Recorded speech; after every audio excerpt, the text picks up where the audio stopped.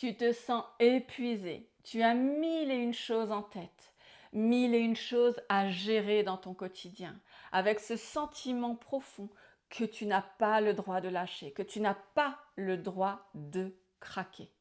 Alors tu continues, tu tiens bon, encore un petit effort, et tu rentres dans ce système automatique où tu te rajoutes encore plus en t'écoutant encore moins. Mais à quel prix? Et aujourd'hui, je vais te parler dans cette vidéo d'un sujet qui détruit en silence. C'est souvent un sujet qu'on a tendance à banaliser, voire même à normaliser. Un sujet qui, au quotidien, est présent, est beaucoup trop présent et qui détruit des vies. Tu l'as bien compris, je vais te parler de la surcharge mentale. Alors reste bien jusqu'à la fin de cette vidéo parce que je vais te partager 3 clés concrètes pour sortir de ce cercle infernal et enfin retrouver tes élans de vie. Alors la surcharge mentale, c'est quoi? Eh bien c'est ce moment où ton cerveau va tourner H24 même quand ton corps est au repos. C'est tout ce poids invisible que tu as sur tes épaules, cette liste de tâches interminables qui ne s'arrête jamais. Donc qu'est-ce qui se passe? Eh bien, tu penses à tout pour tout le monde. Tu prévois, tu anticipes, tu gères, tu portes. Et même lorsque tu es au repos, même lorsque tu ne fais rien, eh bien, tu es en train de penser à ce que tu devrais faire. Mais le pire dans tout ça, c'est qu'en plus de ça, personne ne le voit. Pourquoi? Tout simplement parce que tu es cette femme qui sourit, cette femme qui avance, cette femme qui gère. Sauf qu'à l'intérieur de toi, eh bien, tout est en train de s'effondrer. Tu es en train de te noyer dans la masse de choses à faire. Tu as coupé ton être pour faire. Tu n'es plus dans ton ressenti, dans le ressenti de tes besoins, de tes désirs, mais bien dans tes obligations, dans tes contraintes. Ton quotidien n'est rythmé que de ça. Et donc, eh bien, tu es en mode survie. Tu n'es plus dans tes élans de vie, mais bien dans ton mode survie, dans ces contraintes permanentes. Et finalement, tu vois bien que tu commences à être épuisé, que quand on te pose la question de quoi tu as envie, tu n'as même plus réellement de désir, tu n'arrives même plus à répondre à cette question. La seule chose que tu veux, c'est la paix et du vide. Tu es épuisé et même tu ressens un ennui profond. Pas un ennui parce que tu n'as rien à faire, mais parce que ce que tu fais, ça ne te nourrit pas. Tu n'es plus animée. Oui, tu es vivante, mais tu n'es pas vibrante. Et j'ai longtemps cru que c'était normal de fonctionner comme ça, parce que ma mère a fonctionné comme ça, parce que ma grand-mère a fonctionné comme ça. Et pour moi, c'était donc normal, c'était ça d'être une femme, c'était ça d'être une mère, une compagne, une entrepreneuse. C'était de gérer, de penser pour les autres et surtout de faire pour eux, d'être disponible, de prendre sur soi constamment. Et le pire, c'est que quand je faisais moins, eh bien, je me sentais coupable. J'avais l'impression de ne pas être assez, de ne pas avoir de valeur, d'être incapable et que j'allais être découverte dans mon incapacité, dans ma faiblesse à ne pas gérer tout ce que je devais gérer. Et puis un jour, mon corps a dit stop. Un jour, j'ai ressenti réellement cette fatigue. J'ai ressenti que cette fatigue, elle n'était pas celle d'une journée bien chargée la veille, mais bien de quelque chose de plus profond, de plus sournois. Cette fatigue, c'était cette usure que je ressentais. C'était l'expression de cette perte de sens que je ressentais dans mon quotidien. Cette démotivation, cet entrain que j'avais habituellement et que j'avais perdu, je n'avais plus du tout de motivation pour quoi que ce soit. J'ai ressenti au fond de moi que j'étais en train de m'éteindre à petit feu, que je croulais, que j'étais en train de me noyer sous le poids des il faut que, je dois, j'ai pas le choix, encore un effort.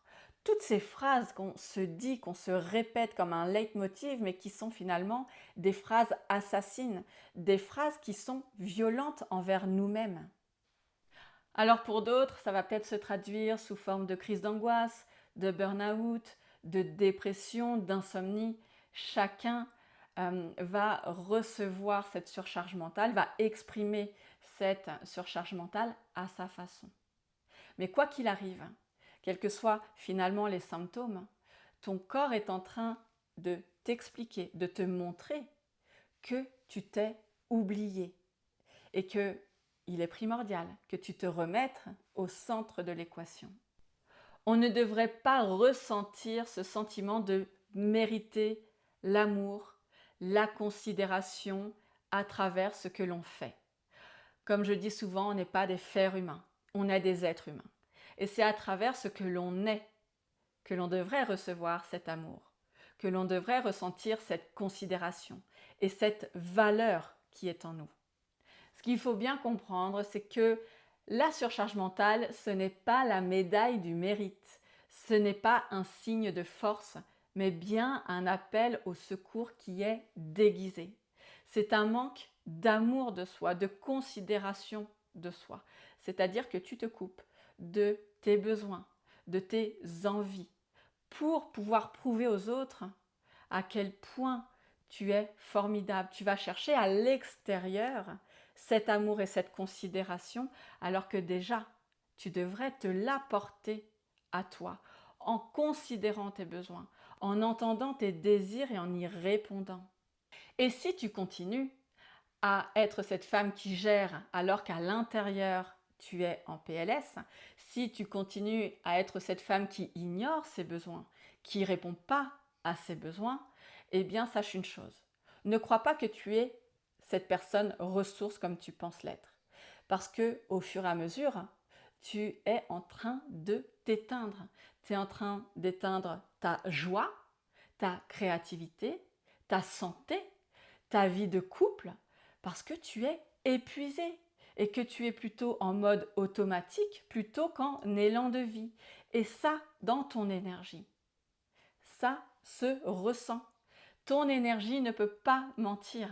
Donc, les gens vont voir que tu fais, mais c'est comme s'il va y avoir une dissonance entre ce que tu fais et finalement l'énergie que tu dégages. Et puis sache une chose, c'est que tu ne vas pas pouvoir continuer indéfiniment. Parce que lui, le corps, il a des limites. Et il ne va pas se gêner pour, à un moment donné, te mettre au pied du mur. De façon brutale, de façon nette. Parce que, tout simplement, tu n'auras pas écouté les alertes qu'il aura émises avant. Donc, il ne va pas avoir le choix. Et il va te stopper.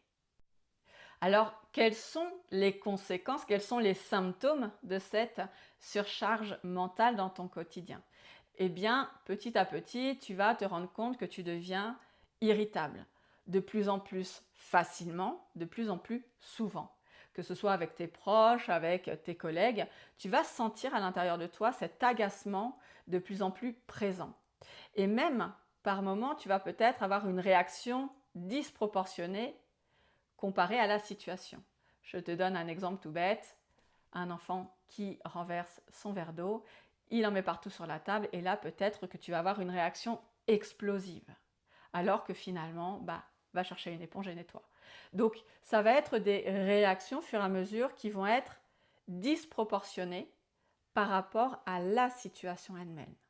Donc ça c'est vraiment un symptôme qui est significatif. Deuxième symptôme, ça va être ce côté où tu oublies ce que tu aimes vraiment.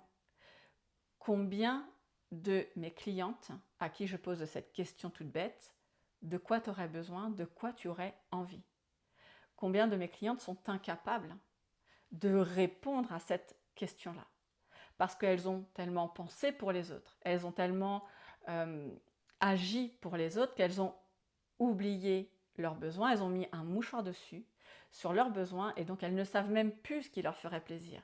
Elles n'arrivent même plus à savoir de quoi elles ont besoin là, tout de suite, maintenant pour aller mieux, parce qu'elles ont tellement mis de mouchoirs dessus qu'elles en ont oublié ce qui les rend vibrantes. Et ça, ça me fait tellement mal au cœur à chaque fois que j'entends une de mes clientes ne pas répondre à cette question.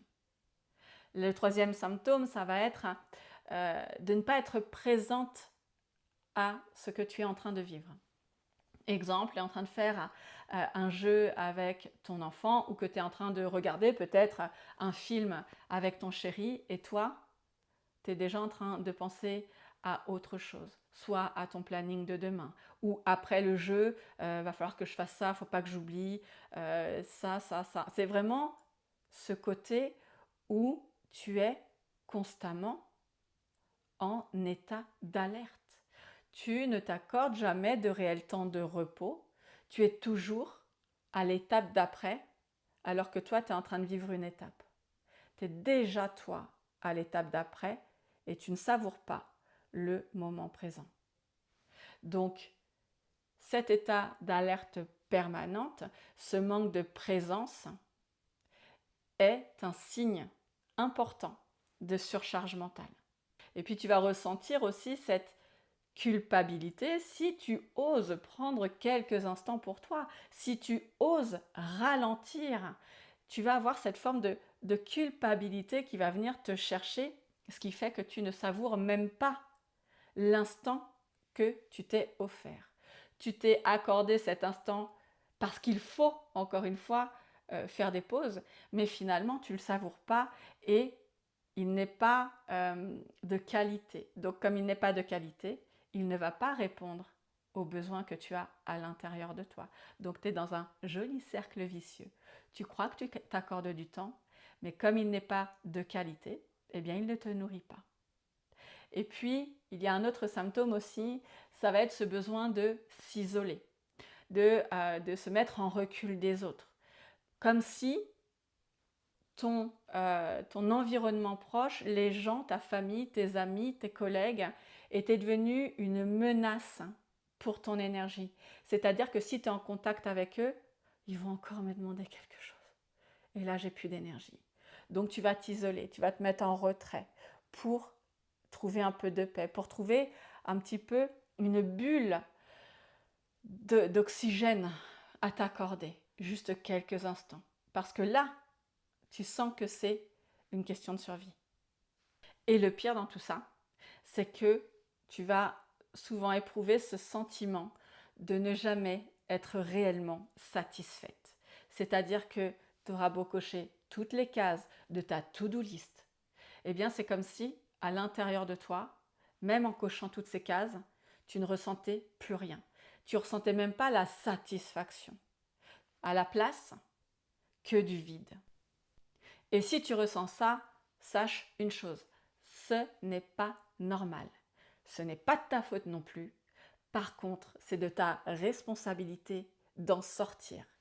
Tu as toutes les capacités aujourd'hui, tu as toutes les compétences, tu as toutes les possibilités pour sortir de cette surcharge mentale. Encore une fois, ce n'est pas normal de te sentir vide et de te sentir finalement comme un automate qui ne ressent plus rien à l'intérieur. Et voici 3 clés concrètes pour te sortir de cette surcharge mentale. La clé numéro 1, reconnaître ta valeur. Tu as peut-être appris à mériter ta place à travers ce que tu vas faire, à travers ton utilité, à travers ta performance, ta disponibilité. Bref, à travers cette casquette de superwoman. Sauf que ta valeur ne se détermine pas à travers ta productivité, à travers ta capacité à gérer, à travers ce que tu vas faire pour les autres. Non. Ta valeur est innée. Il suffit juste de regarder l'amour d'un parent pour son enfant qui vient de naître. L'enfant, il ne fait rien de particulier. Et pourtant, aux yeux de ses parents, il est d'une si grande valeur? Parce qu'il est, tout simplement. Donc, reviens encore une fois à l'être humain qui est en toi. N'oublie pas que tu n'es pas un faire humain, mais bien un être humain, et ça, je le répéterai jamais assez.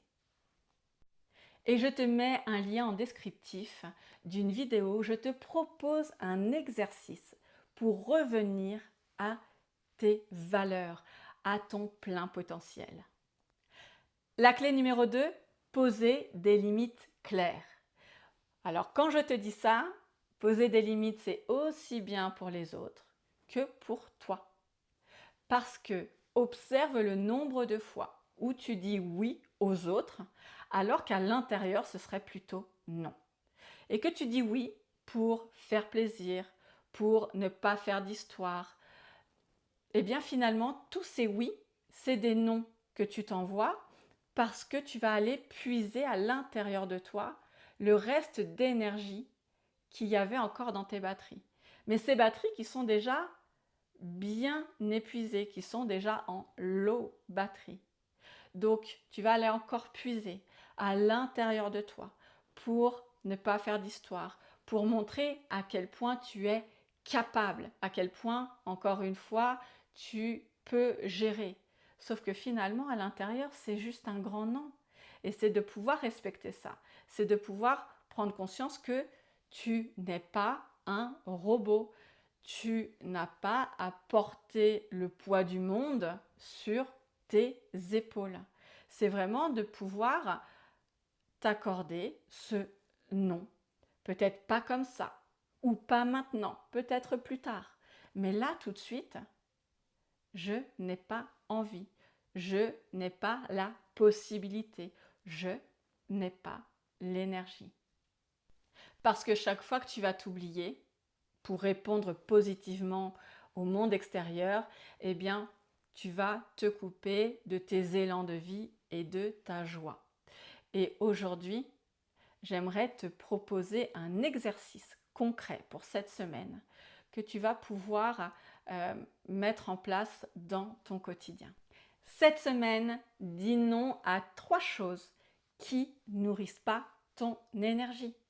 C'est peut-être tout simplement une tâche que tu ressens comme une obligation, tu n'as pas du tout envie de la faire et tu sens déjà que rien que d'y penser, ça te prend une énergie de dingue. Eh bien, tu sais quoi? C'est peut-être le moment d'apprendre à déléguer. Ou alors peut-être une relation qui prend toute ton énergie parce que la personne n'est pas dans son pouvoir personnel, qu'elle elle attend beaucoup de toi, de ce que tu vas pouvoir faire pour elle. Eh bien peut-être de lui dire tout simplement que cette semaine, tu n'es pas disponible. Ou alors de repousser un rendez-vous où ton corps te crie que tu n'as pas l'énergie, que tu n'es pas disponible pour ce rendez-vous, alors décale-le. C'est vraiment de pouvoir faire 3 choses pour toi cette semaine et d'être réellement à l'écoute de ce que te dit ton corps, parce que sache une chose, c'est que ton corps, lui, ne te ment jamais. La clé numéro 3, décharge le cerveau au quotidien. Parce que ton cerveau est en saturation. Il boucle sur tout ce qu'il a à faire, toutes les obligations, toutes les contraintes du quotidien. Donc, une chose est sûre, c'est que le monde ne va pas s'effondrer parce que tu vas prendre 30 minutes pour toi dans ta journée. Par contre, toi, tu risques sacrément de t'effondrer si tu ne fais pas de pause. Donc l'idée, c'est vraiment de pouvoir t'octroyer des micro-pauses plusieurs fois dans ta journée et de pouvoir laisser de l'espace pour des choses qui te nourrissent vraiment. Donc, prends le temps d'écrire si tu aimes ça, prends le temps d'aller marcher si tu aimes marcher, d'aller en pleine nature, de pouvoir recharger ses batteries, de pouvoir lire si tu as envie, de faire du cocooning, du sport, peu importe. Mais accorde-toi des pauses, mais des pauses de qualité, pas des pauses où tu vas avoir l'esprit qui divague vers ta to-do list. Non, des vraies pauses en présence. Et j'ai un petit rituel à te partager pour justement pouvoir intégrer ces pauses dans ton quotidien. Prends quelques minutes, 2-3 minutes chaque matin pour te poser 3 questions. La première, qu'est-ce que je peux lâcher aujourd'hui? Donc, tu peux lâcher peut-être ton perfectionnisme, le côté je suis disponible. Tout simplement, peut-être que ce soir, tu peux proposer une version pique-nique du repas au lieu de faire un repas élaboré. Parce qu'une fois de temps en temps, c'est fun et ce n'est pas grave s'il n'y a pas un max de légumes sur la table.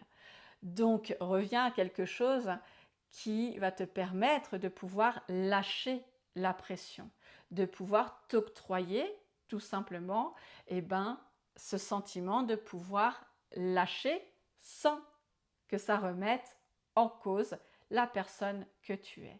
Donc, observe dans ta journée ce que tu peux lâcher. Peut-être que aujourd'hui, je ne vais pas faire de tâches ménagères. On verra demain. Parce que finalement, le monde ne va pas s'arrêter de tourner parce qu'aujourd'hui, tu n'auras pas passé aspirateur. La deuxième question que je me pose, c'est qu'est-ce qui va être essentiel pour moi aujourd'hui? Peut-être que tu vas avoir ce sentiment en te levant le matin, aujourd'hui j'ai besoin d'aller faire du sport. Eh bien, ça va être de t'octroyer ça. Si tu bosses et que tu as des horaires bien spécifiques, est-ce que tu peux peut-être prendre ton heure du midi pour aller faire ce sport ou alors de quitter un peu plus tôt, de poser peut-être des RTT et d'aller faire ton sport, tout simplement, de pouvoir répondre à ce besoin.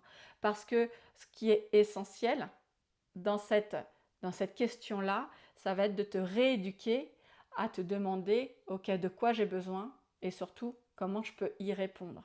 Ça va être primordial pour toi. Si tu as besoin peut-être d'avoir un temps pour bouquiner parce que tu as juste besoin de ce temps off, eh bien peut-être que sur ton heure de midi, tu peux prendre 20 minutes pour bouquiner le livre que tu as en ce moment. Juste ça.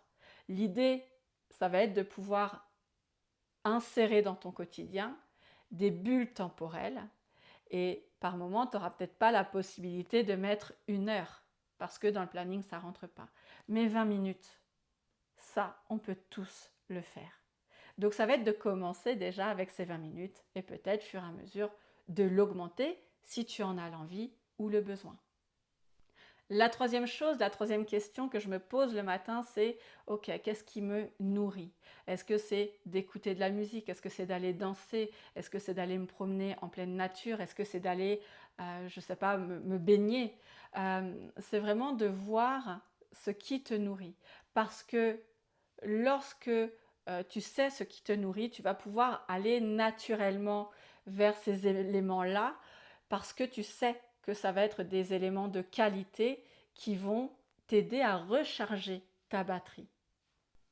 J'espère que ces 3 clés vont être une source de prise de conscience et de mise en action pour que tu puisses sortir de ce cercle vicieux qu'est la surcharge mentale. Et sache une chose, tu n'es pas seule. Il y a tellement de femmes dans notre société qui est touchée par cette surcharge mentale. Donc, n'attends pas d'atteindre le fond pour pouvoir changer les choses. Tu peux décider aujourd'hui d'amorcer ce changement et de te remettre au centre de l'équation. Et libère-toi de cette croyance que tu as de devoir tout gérer, de devoir tout prouver, tout faire pour les autres afin d'être aimé. Et si tu as besoin d'aide dans ce processus, je te mets le lien de mon accompagnement Reset pour sortir de tes croyances limitantes qui empêchent ton expansion. Et finalement, ce que tu cherches à travers ce perfectionnisme, eh bien, c'est cette considération. C'est de voir à quel point tu as de la valeur. Et cette valeur, cette estime de toi, tu ne vas pas la trouver à travers encore plus d'efforts, encore plus d'actions, mais bien avec beaucoup plus d'amour envers toi, avec beaucoup plus de considération envers toi et avec une vie beaucoup plus consciente. Et si tu souhaites travailler sur cette surcharge mentale, si tu souhaites sortir de ce sentiment que tu es en train de t'éteindre, en train de mourir à petit feu, et qu'à la place, tu souhaites kiffer ta vie, et puis te sentir vraiment actrice de ta vie, de pouvoir la savourer pleinement, eh bien n'hésite pas à nous rejoindre dans le programme Vie, Respire et Savoure.